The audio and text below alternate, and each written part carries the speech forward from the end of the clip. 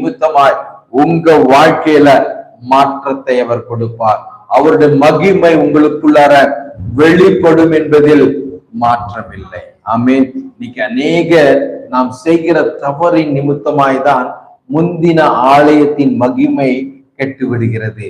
நாம் நம்ம இந்த உலகத்துல படைக்கும் போது நம்மை பரிசுத்த ஜனமாய்தான் உண்டாக்கினார். எப்படி ஆதாமை உருவாக்கும் போது அவர் ஒரு பரிசுத்த சந்ததியாய் உருவாக்கினார். ஆனால் அவர்கள் தேவ வார்த்தைகளை மீறி நடந்தது நிமித்தமாய் பாவம் அவர்களுக்குள் பிரவேசித்தது.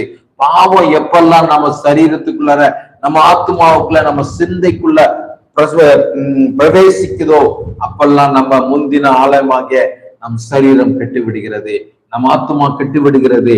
நாம் தேவன் நமக்கென்று வைத்திருக்கிற பிரீஷியஸ் ஆன அந்த மகிமையை பெற்றுக்கொள்ள முடியாதபடிக்கு அதை தடை செய்ய வேண்டும் என்றுதான் பிசாசின்